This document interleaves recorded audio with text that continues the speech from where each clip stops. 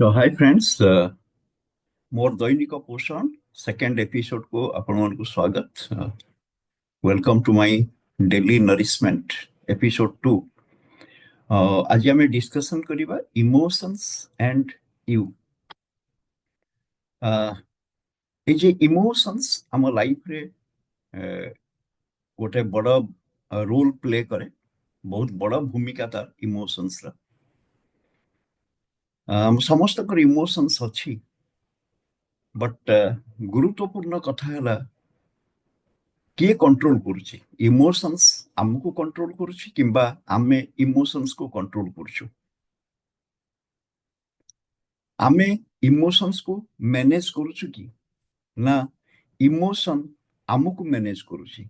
आम भीतर जो विभिन्न प्रकार भाव प्रवणता, क्रोध हो पारे, लोभ हो पारे, ईर्षा हो पारे, विभिन्न प्रकार जो भाव प्रवणता विभिन्न समय रे आसीबा स्वाभाविक, किंतु कंट्रोल किए करुछि, किए कंट्रोल ले अछि, सेटा है बहुत इम्पोर्टेंट। जदि आम इमोशंस को ठीक भाव में मैनेज न करूं ताहले कौन हम आम जीवन रे आम किसी बड़ किसी हासिल करि परिबा नाही। एई इमोशंस बा भाव प्रवणता को मैनेज न करिवाटा ही लोक मानकर अधोगतिर कारण, आगो को न बढ़िबार कारण, जीवन रे किसी गोटे महान किसी हासिल करिवार मुख्य कारण है आमे आमर जो भाव प्रवणता ताको आमे ठीक भाव में मैनेज करूना बा करि पारुना। जदि आमे आमर भाव प्रवणता को मास्टर करिबा, ओके, तापर आमे प्रभुत्व जाहिर करिबा, ठीक भाव में ताको नियंत्रण करि परिबा, ताको दिग निर्देश दे परिबा, ताको ठीक दिगरे परिचालित करि परिबा, ताहेले कोन हबो आमे आम जीवनर मालिक हेइ परिबा। आम निज जीवनटा को आमे जेमिति चाहिबा सेहि भली जीवनटा को आमे बंची परिबा।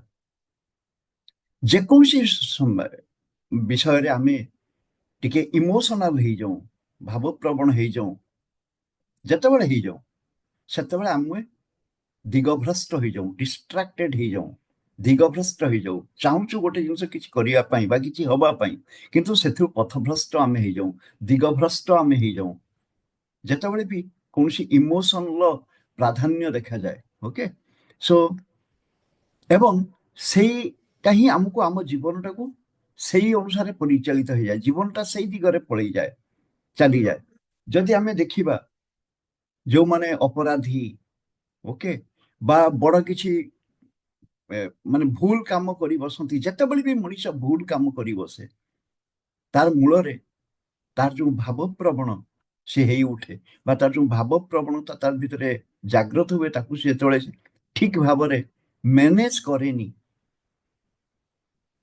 ताकू जेतेबेले नियंत्रण को आने नाही, सेतेबेले से पथभ्रष्ट हुए एवं जीवनर किछि गोटे बड़ भूल करी बसे।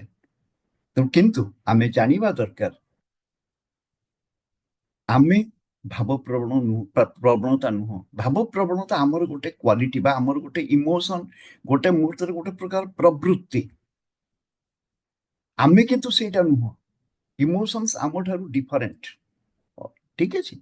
तेणु आमे आमर जो इमोशंस, आमर जो प्रवृत्ति ताकू आमे मास्टर करिबा एवं जीवन रे जो महान किछि हवा पई बा महान किछि हासिल करिया पई, बड़ जिनिस किछि हासिल करिया पई आमे चाहूछु, से दिगरे आमे आगु को बढ़िबा। एवं जीवन रे महान हवा को हेले, जीवन रे जदि आमे किछि बड़ काम करियो को चाहू ताहेले जरूरी इमोशंस को बा हमर जो भाव प्रवणता ताकू आमे ठीक भाबरे बुझिबा, ताकू आमे ठीक दिग निर्देश दबा बा ताकू आमे नियंत्रण करिबा एवं आमे जीवन रे आगु को बढ़िबा। सो आज पई एतिकी। सो ये चैनल को आप सब्सक्राइब कर पारंते एवं press the bell icon press कर दियंतु, सो दैट मोर प्रत्येक एपिसोड आपण माने पाई परिबे। Okay, thank you, meet you again tomorrow.